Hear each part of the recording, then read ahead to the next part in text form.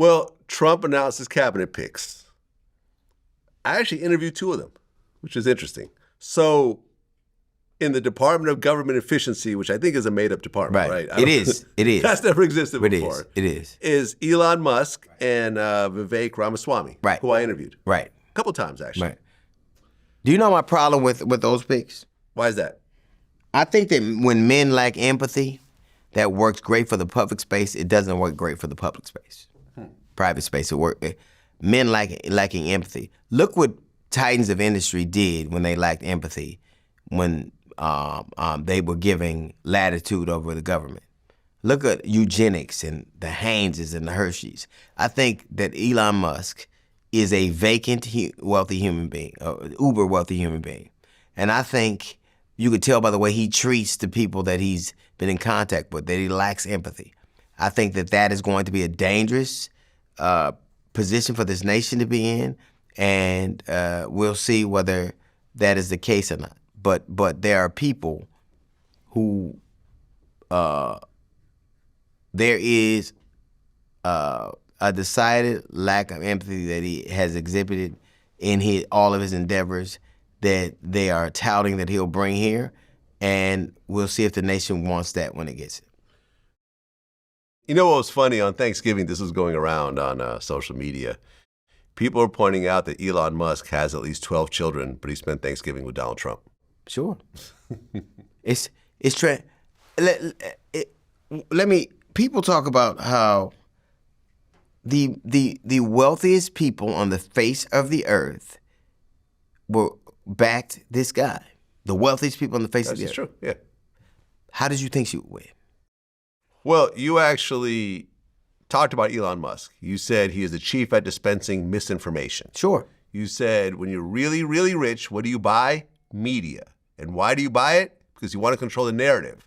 You want to be so rich that you tell people what to think. Instead of X's, it should be 3 Ks. I agree. I agree with whoever said that is a fucking cipher.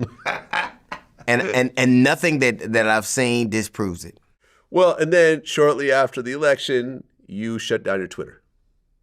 Yes. Is that still the case? Yes. Okay. Why would I? Listen, I lost what my perspective lost.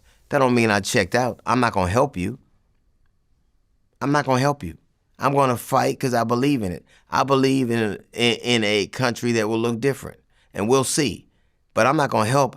I am so opposed to that man. I'm so opposed to that idea and perspective. I'm not going to do anything I think benefits him. Nothing. Well, the other pick, who I interviewed as well, is Robert F. Kennedy Jr. Yes. Who is now the He's HHS the fucking secretary. This is the thing that's funny to me. You mad at this nation is hilarious to me. You mad at a crackhead who got pardoned, but your health secretary does heroin. He said it helped him in college. I don't give a fuck what it is. He advocated for heroin. Elon Musk microdoses. Right. He's also anti-vax. I hope they get what they want.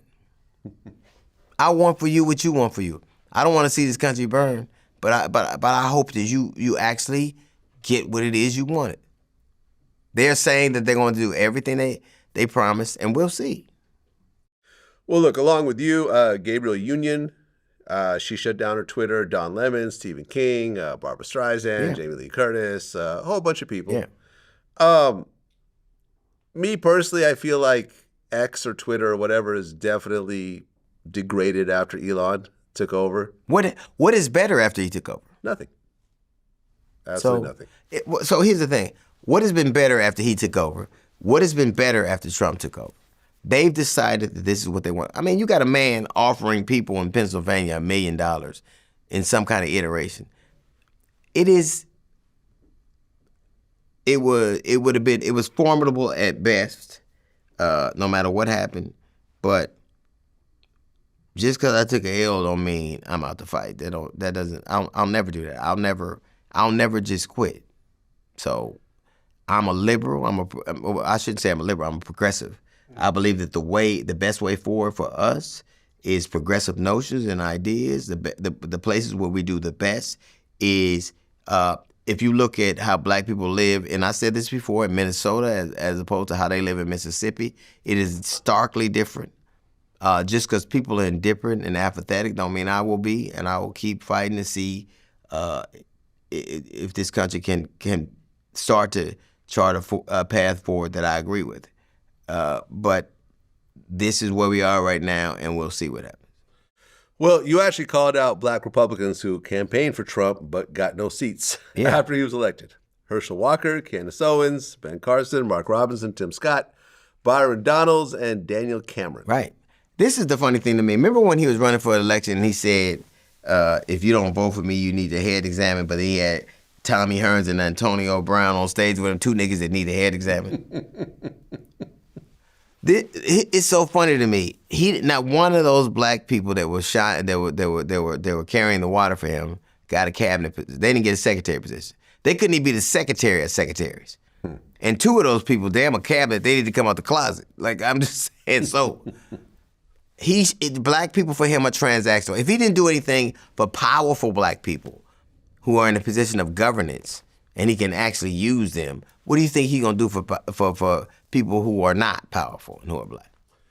I mean, listen, Trump is definitely transactional. Yeah. So You've we'll seen see it over and over and over and over. And for the world, literally, for a white guy in America, nothing is different. Nothing's different. For black people in America and brown people in America and women in America, we'll see what's different. But I'll take this man as his word. He's going to do what he said he's going to do, and it'll be an interesting 4 years.